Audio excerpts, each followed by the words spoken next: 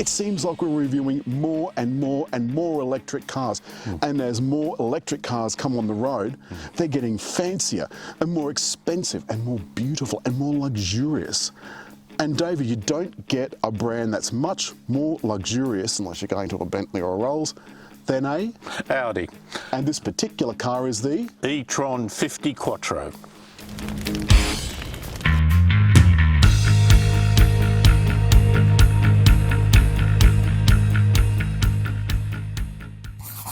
As we come along the side of the car, we see one of those new style of sportback type SUVs that's becoming more and more common. Now, Mercedes and BMW also do them.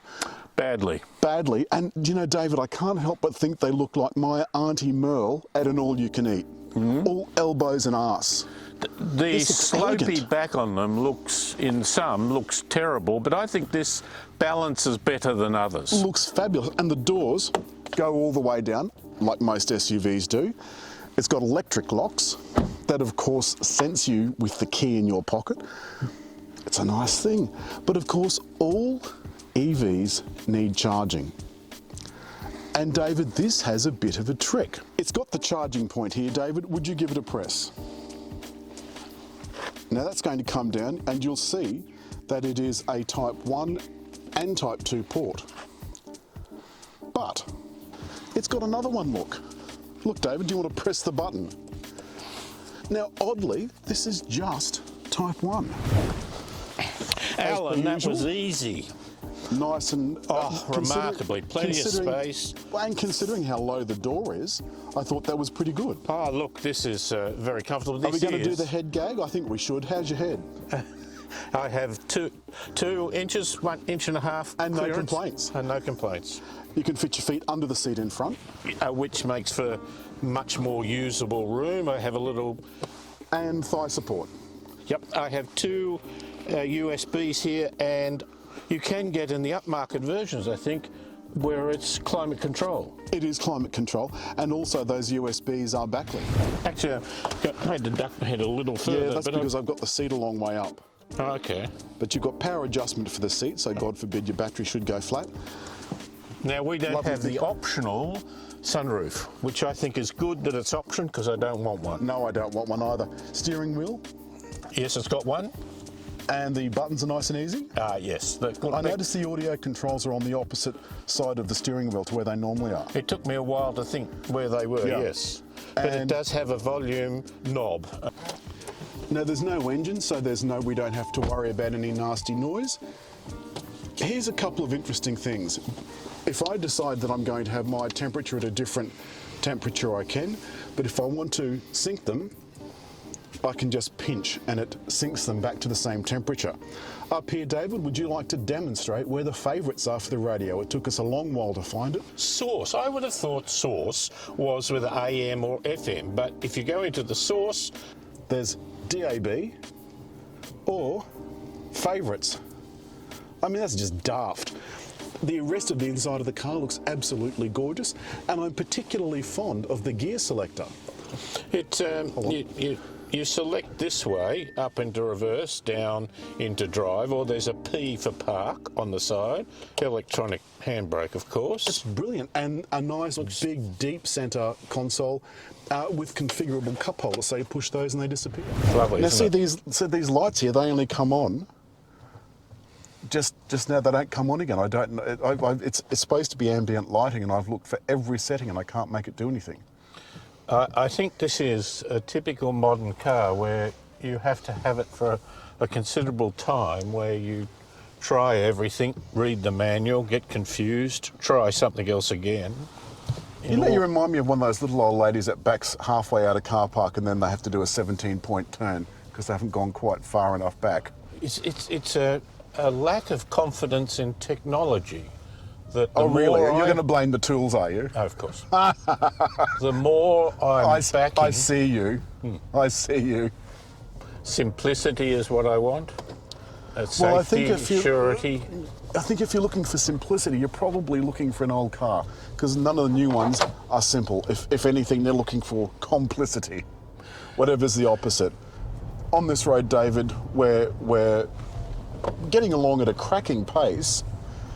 And what's the first thing you notice? Well, it's very smooth. Isn't it? The It's steering is not sort of sports car razor sharp in one way, yet it certainly turns in consistently. Yeah. We're in comfort mode, aren't we? We are in comfort mode. I find it, this is a big car. It is a big car. This is a heavy car. This is the key issue between this and smaller electric vehicles is the size and weight. But it doesn't feel, it feels like it's planted on the road, but to me it doesn't feel heavy. Now, I think the thing about this is that it's got a lot of tech to help you drive the car, but it's also got a lot of tech to keep you safe. And I don't feel like any of it is actually intrusive. I feel like it is absolutely a thing of beauty. The very wide driver's instruments, that shows you what charge you've got. It shows you how many kilometres you've got left. It's displaying the map at the moment. And because we're in such clear zones, you know where to put your fingers, David. You know where to put your fingers in order to perform a function. Well, it's only a problem I have with cars that... Well, I wasn't suggesting you had the problem with putting your fingers in other places to do things at any other time. And it's very quiet. It feels like we're being conveyed. It doesn't feel like we're driving. It feels like we're gently coasting on this cushion of air.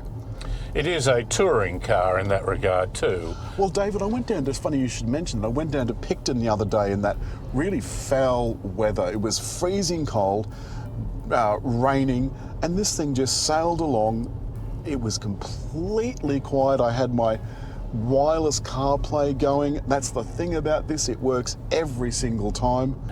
The thing about this car is this is the 50, so it has a 71 kilowatt hour battery, which is quite sizable, and it has a lot of horsepower, 230 kilowatts, way ahead of something like a Hyundai Kona electric, but they have a very similar power to weight.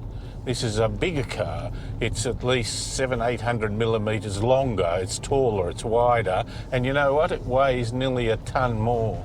I think, David, this is just beautiful. It's so responsive. Now, it's not as responsive, say, as some of the performance Teslas that we've driven. Some of those have a longer range. The range I thought on this was a little bit limited. 200 kilometres is the best I've been able to get. It says more, and the second that I try and do anything, it's the range drops away. With all EVs, you have to charge. And from the moment I leave home, I'm glued to the bloody screen, trying to keep an eye on how my charge is doing. Do you keep an eye on the charge that you're doing, David? Would you like to comment on that at all? Or I think it is part you of were the... trying to look into that car, you dirty old perv. Well, I just wondered if they're... You were trying to see feet in the air. That's what you... Yes, you were. The Say that, I don't thing believe is that it's adapting to the situation. Well, I think there's more to it, David. This, other than that, is a normal car. It's got adaptive suspension. It's got electric power steering. It's got all of the driver aids. It's got the highway stuff. It's got adaptive cruise control. I'll put a full list of those in the link below. But the thing is, this feels so natural to drive in an ethereal kind of way. Have a look at the rear lights. I think that looks really effective. Really effective. The good thing is they're not doing stuff to be different. They're not like Tesla that's trying to look weird with their SUV. Yeah. This is just a regular looking SUV, albeit a Sportback. That looks absolutely gorgeous. When I went to charge this, I went right down to almost zero after my trip to Picton. I went up to the Charge Fox, plugged the car in, went up to get a coffee. When I came down again, it couldn't have been any more than 10 minutes, the car had fully charged. This was a 350 kilowatt charge. It did about 240 odd kilometres in about 10 to 15 minutes. And then it went on, so it was actually 82% charge, so I let it charge on, And it certainly wasn't 40 minutes. I went and bought a few quick things at Coles, came back, and it was 100% charge. But what I haven't mentioned is that you get 6 years of free Charge Fox charging. But David, as always, if you've liked the film, hit like. Leave a comment. And I'm rather liking you drawing a little circle around where you subscribe. It always covers my face. Well, That's because that's where you put the circle. Put it somewhere else. I don't know, I think that's probably wise.